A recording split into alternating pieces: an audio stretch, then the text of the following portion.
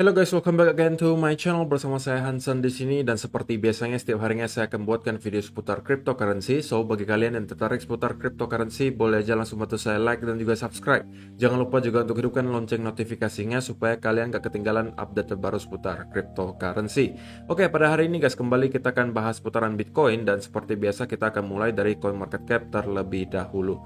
Pada hari ini secara global market cap kripto berada di angka 1,95 triliun dolar atau naik sekitar 4,39%. Nah, Bitcoin sendiri berada di angka 43.620, Ethereum 3.025 dolar, BNB 412, XRP 0,82, Cardano 1,08, Solana 101 dolar, Terra Luna 55 dolar, dan Avalanche ada di urutan ke-10 dengan harga 84,34 dolar.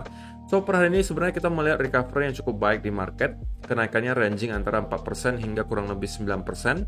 Dan top performer untuk top 10 coin hari ini adalah Solana dengan kenaikan 8,82% ke 101,46 dolar. So, itu adalah outlook sementara dari beberapa top coin yang ada. Sekarang kita masuk dulu ke beberapa berita dan data terbaru hari ini. Nah, yang pertama di sini disebutkan Bitcoin price consolidates in critical make or break zone as bulls defend 42K. Jadi menurut saya artikel ini menggambarkan dengan cukup baik ya guys. Sentimen market sekarang yang masih dalam keadaan yang sangat mix gitu ya. Makanya di sini disebutkan make or break. Oke. Dan menurut saya ada dua kubu yang sekarang cukup dominan kita lihat di media sosial, di media massa dan lain sebagainya gitu ya. Yaitu yang pertama adalah orang-orang yang masih beranggapan bahwa kita sekarang ini dalam keadaan bull trap. Oke, dan kita segera akan mendapati sell off lanjutan dan mungkin bisa breakdown di bawah angka 30.000. Oke, itu adalah kubu pertama. Kubu yang sebelahnya itu beranggapan bahwa dari tahun 2021 hingga sekarang itu sebenarnya kita hanya dalam keadaan konsolidasi atau sideways. Dan mereka beranggapan kita sudah di akhir fase konsolidasi tersebut dan sepertinya kita sudah siap untuk mendapati leg berikutnya ke atas. Jadi itu adalah dua kubu yang menurut saya cukup dominan beberapa hari ini. Jadi saya pengen tahu sebenarnya kalian termasuk kubu yang mana guys? Silahkan kalian komentar di kolom komentar di bawah. Nah, kenapa saya sebutkan bahwa artikel ini menggambarkan dengan cukup akurat sentimen market hari ini?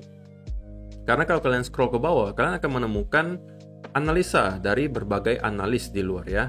Dan analisa mereka itu rata-rata berbeda satu dengan yang lainnya. Nah, yang pertama ini dari Peter Schiff, dan menurut saya ini cukup ekstrim ya. Peter Schiff ini adalah seorang permabear. Permabear itu artinya apa? Singkatan dari permanent bear. Artinya, mau Bitcoin di harga berapapun, si Peter Schiff ini selalu sentimennya dalam keadaan bearish.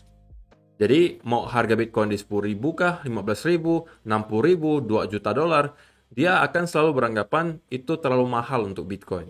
Dan menurut si Peter Schiff, bahwa kita ini sebenarnya sekarang mendapati sebuah double top. If this double top completes, the real floor is zero.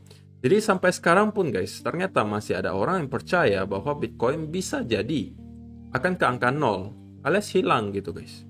Karena kalau udah 0 ya berarti nggak ada yang jual, nggak ada yang beli lagi toh. Ya kan? Berarti hilang. Dan masih ada orang yang percaya bahwa Bitcoin bisa ke harga 0.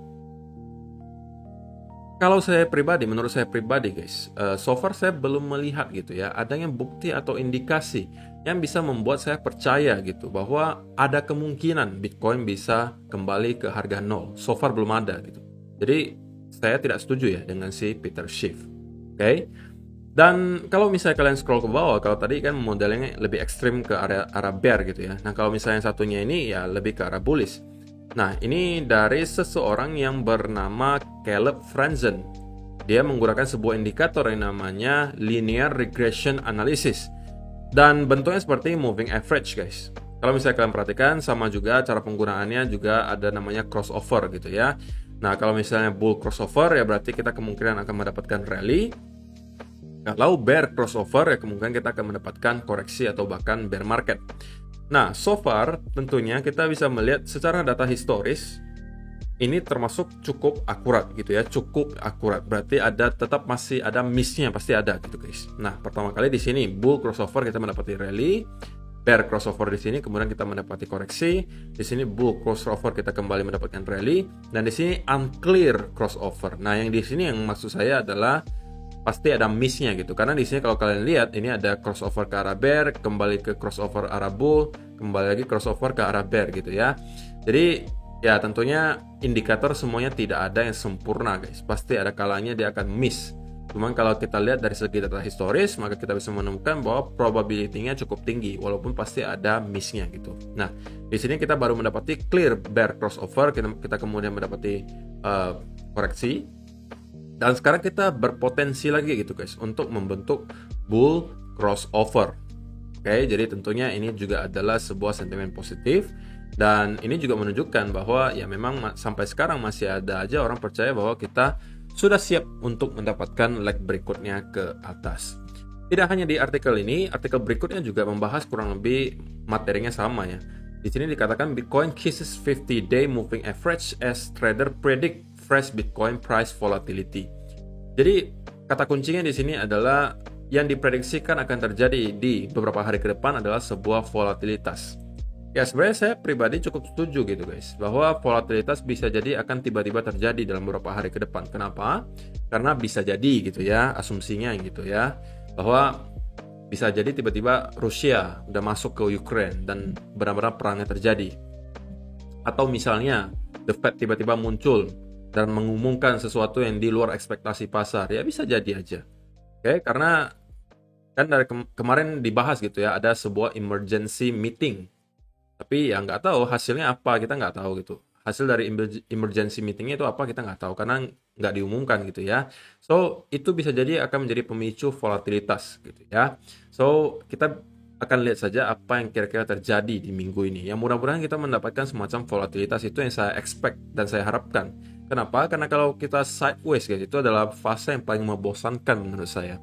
Kalau misalnya mau turun ya turun sekalian, kalau misalnya mau naik ya naik sekalian. Kalau misalnya sideways itu yang paling menyiksa gitu ya. Nah, di sini juga kita bisa melihat bahwa dari satu analis ke analis lain itu mempunyai pandangan yang rata-rata berbeda gitu. Dari The Wall of Wall Street, dia mengatakan kita ini sekarang tertahan di area MA50. Yang artinya selama kita mampu bertahan di atas MA50, harusnya kita bisa menjadikan garis ini sebagai garis support dan kita bisa mendapati rally berikutnya ke atas selama kita bertahan di atas area MA50. Nah, tapi kalau misalnya kalian scroll lagi ke bawah, kalian juga akan menemukan bahwa lagi-lagi ada si plan B gitu ya, mengatakan bahwa $100,000 move to 2023. Okay.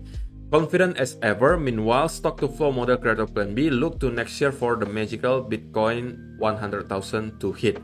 Jadi plan B lagi-lagi gitu guys, mengkoreksi dan mengatakan 100,000 Bitcoin ya sekarang bisa jadi malah diundur ke tahun 2023. Dengan adanya hal ini sih menurut saya gitu guys, ini menurut saya pribadi ya plan B semakin lama akan semakin ditinggalin orang gitu. Kalau misalnya dia terus-menerus melakukan koreksi dan prediksinya selalu miss gitu ya.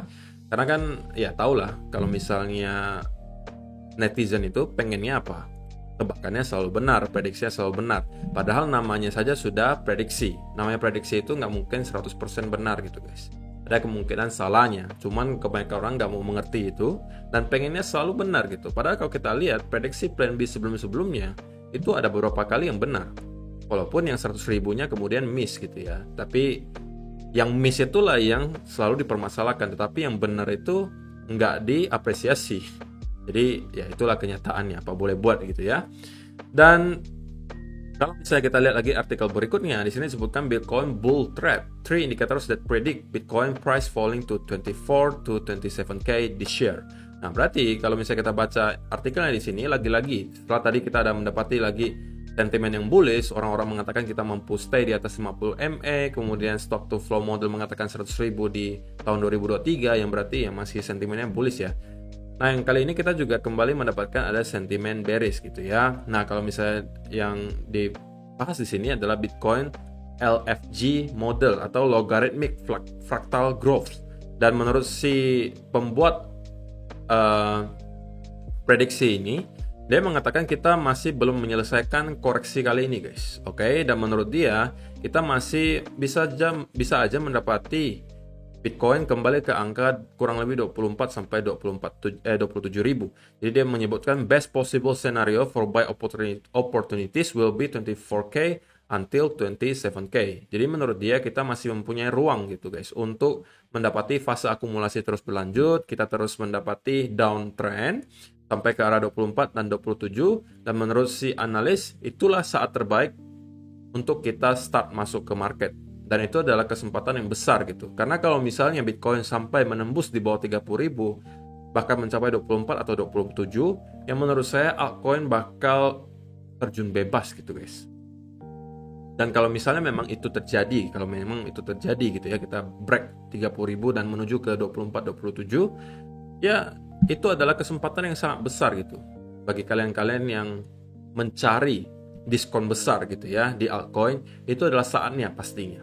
Oke, bisa jadi pada saat itu altcoin udah drop 70-80%. Oke, dan pada saat itulah sebenarnya kita bisa menjadi seorang yang kaya raya dari kripto ketika kita membeli altcoin yang dalam keadaan sangat amat murah, diskonnya 70-80%. Dan ketika nanti kita sudah masuk lagi ke bull market, kita bisa cuan 10-20 kali lipat dari total modal yang kita awal investasikan.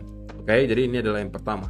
Kemudian dari segi rebound support juga mengatakan bahwa kita masih bisa melihat Bitcoin kembali ke sekitaran area 25.000. As a result, the moving average rebound indicator is sending Bitcoin to 25K or below. Jadi ini lebih ekstrim lagi ya. Setelah tadi ada yang mengatakan Bitcoin bisa ke 0, yang satunya lagi Bitcoin bisa ke 24 sampai 27 ribu dolar. Tapi yang satunya lagi mengatakan kita bisa jadi nyentuh ke 25.000 atau bahkan di bawah 25.000. Oke. Dan juga yang ini weekly rebound resistance. Oke. Jadi ini juga menunjukkan bahwa kita sekarang tertahan di weekly rebound resistance, dan selama kita tidak mampu klaim di atas rebound tersebut, alias kita tidak mampu menembus di atas garis-garis ini, ya kita masih dalam keadaan bearish sentimennya gitu ya. Jadi ya, kalau misalnya kalian scroll lagi ke bawah, kita akan menemukan yang kubu satunya. Setelah tadi ada 3 ya, yang dalam keadaan kubu bear, sekarang yang satunya adalah kubu bullishnya gitu, dimana ini ditunjukkan dengan data on-chain. Balance on exchanges. Balance on exchanges ya simpelnya apa? Adalah stok Bitcoin yang berada di exchange. Ini mungkin udah sering ya kita bahas di channel ini. Dan sampai hari ini pun kita belum mendapati adanya reversal yang terjadi. Oke, dari tahun 2020 hingga sekarang kita melihat balance on exchanges itu terus-menerus drop. Itu ya, alias stok Bitcoin yang berada di exchange dari hari ke hari, dari tahun 2020 hingga sekarang itu terus-menerus drop. Ya tentunya untuk jangka panjang ini adalah sebuah berita yang baik gitu ya. Simpelnya, apabila kita mendapati demand yang naik sedangkan supply-nya menurun, harganya pasti naik. Jangankan demand-nya naik, demand-nya sama aja, kalau supply-nya menurun, ya tetap harganya juga akan naik. Jadi itu adalah teori simple supply and demand. Jadi dengan adanya beberapa artikel ini memang kita bisa melihat bahwa sampai hari ini sentimen market itu masih dalam keadaan yang sangat mix gitu ya. Masih banyak orang beranggapan bear, tapi masih juga ada orang yang kubu bull. Jadi masih 50-50 menurut saya. Jadi market sekarang itu makanya disebutkan tadi make or break. Oke. Jadi itu adalah beberapa berita dan data terbaru hari ini pengen saya sampaikan untuk kalian. Sekarang kita masuk dulu ke chartnya Bitcoin. Jadi setelah tadi kita membahas pendapat dari para analis dari luar, sekarang saya pengen kasih pendapat saya untuk kalian gitu ya. Ini pendapat saya pribadi soal yang terjadi sekarang di market. Nah, mungkin kita akan mulai dari daily chart terlebih dahulu. Nah, kalau di daily chart kita bisa melihat bahwa sekarang kita lagi-lagi guys mencoba nih untuk break dari area major resistance di sekitaran angka 43.000. Oke, yang sebelumnya menahan nih Bitcoin beberapa hari. Kita mencoba nih 1, 2, 3 kali dan terreject. Dan hari ini kita sepertinya gitu ya hampir mampu untuk break dari major resistance 43.000. Saya baru akan mengatakan ini benar-benar valid break ketika kita sudah nyampe ke sekitaran angka 44 dan kemudian consolidate di sini. Oke, dan kalau ini yang terjadi ya tentunya kita mempunyai sedikit indikasi positif gitu ya. Dan ini bisa jadi akan lead Bitcoin untuk kembali nge-retest next area major resistance di sekitaran angka 46.000. Karena kalau misalnya kita sudah break dari area sini, harusnya kita akan bisa menjadikan area 43.000 ini sebagai area major support lagi gitu ya. Dan itu adalah dari daily time frame. Nah, kalau misalnya kita zoom in sedikit ke 4 hour atau mungkin di daily chart, di 1 hour chart, maka kita juga bisa menemukan bahwa kita nih baru-baru nih guys mendapati ada suntikan rally di sini. Oke. Tiba-tiba ada masuk buyer cukup banyak di sekitaran sini, dan kita sekarang masih nih struggling untuk mencoba break dari area major resistance 43 ribuan. Dan kalau misalnya kita mencoba menambahkan informasi dari Fibonacci dari retracement, maka sekarang kita sedang berhadapan dengan area Fibo 0,5. Oke. Dan kalau misalnya nih guys kita mampu break di sekitaran atas 0,618 kemudian consolidate di sini, membuat semacam pattern continuation, bull continuation, semacam bull flag, ya mungkin kita bisa expect bahwa kita akan melanjutkan rally ke atas dan mungkin bisa nge-retest lagi area 46.000 di sini. Oke, tetapi kalau misalnya nih guys kita tidak mampu melakukan hal ini dan kita kemudian kembali terject ke bawah, oke, maka ini bukanlah sebuah indikasi baik karena berarti kita berpotensi membentuk dua wave correction. Dan ini juga kembali ke area sekitaran $40.000 menurut saya akan menjadi area next yang harus kalian perhatikan. Kenapa 40.000? Ya harusnya kalian udah tahu hari ini kenapa alasannya 40.000, karena saya udah sebutkan berkali-kali ya. 40.000 itu adalah area major support, kemudian juga angka psikologi. Yang ketiga juga adalah area confluence of Fibonacci. Karena kalau misalnya ditarik area Fibonacci di sini, oke, kalian akan menemukan beberapa angka Fibonacci akan persis berada kurang lebih di sekitaran area 40.000. Jadi di sini kalian akan menemukan kumpulan gitu ya, area Fibonacci di sekitaran sini. Sekaligus di sini juga adalah trend line. Oke, jadi menurut saya kalau misalnya kita sampai menyentuh area di sini, oke, itu adalah sebuah opportunity yang baik. Tapi tentunya kalau kita mendapati ada konfirmasi dari price action gitu ya. Kalau misalnya kita pengen cari setup, ya kalau saya pribadi mungkin carinya di 15 minute chart gitu. Tapi kalau untuk analisa gambaran besarnya di 4 hour chart atau di 1 hour chart juga bisa gitu. Tergantung kalian seorang swing trader atau scalper atau apapun gitu ya. Time frame-nya beda-beda. Nah, dan kalau misalnya kita zoom in ke 15 minute chart juga kita bisa melihat bahwa ya tentunya sekarang kita mendapati ada semacam percobaan juga untuk break dari lower high sebelumnya di sini. Oke, ini kan swing high ke swing low, kemudian kita membentuk lower high dan lower low. Jadi kalau misalnya kita belum break dari area lower high sebelumnya, ya tentunya kita juga masih dalam structure bearish, oke. Dan kalau misalnya kita mampu break di sini dan kita mampu consolidate, maka kita akan mendapatkan beberapa alasan kenapa kita bisa jadi mendapati rally lanjutan. Pertama, kita sudah break dari lower high sebelumnya di sini. Kedua, kita juga sudah break dari area Fibo 0,618 yang harusnya berada kurang lebih di sekitaran sini. Coba kita cek lagi. Oke. Nah, di sekitaran sini ya gitu ya. Nah, kalau misalnya ini yang terjadi, kita break juga. Kita break dari lower high sebelumnya, kita break juga dari 0,618, kemudian kita mendapati ada pattern continuation di sini, bullish continuation, maka menurut saya cukup indikasi bagi kita atau alasan bagi kita untuk bisa mengatakan bahwa probability atau probabilitas kita akan mendapati rally lanjutan itu cukup besar gitu ya. So, kalau misalnya itu yang terjadi, saya akan pastinya mencoba untuk mencari setup, tapi kalau misalnya kita kembali ke reject ke bawah, maka saya akan kembali menunggu ke area yang kemarin saya sebutkan, menjadi area yang saya tunggu-tunggu di sekitaran area 40.000. Tapi tentunya harus dengan ada alasan yang jelas juga dari segi price action. Tapi kalau misalnya kita tidak mampu menahan, kalian udah tahu ya harusnya kalau misalnya sampai mampu breakdown dari trend di sini, saya akan flip sedikit ke arah bearish gitu ya. So, itu aja sih guys untuk hari ini. Terima kasih yang sudah menonton sampai selesai. Semoga bermanfaat video hari ini dan kita akan bertemu lagi di video yang berikutnya. Bye bye.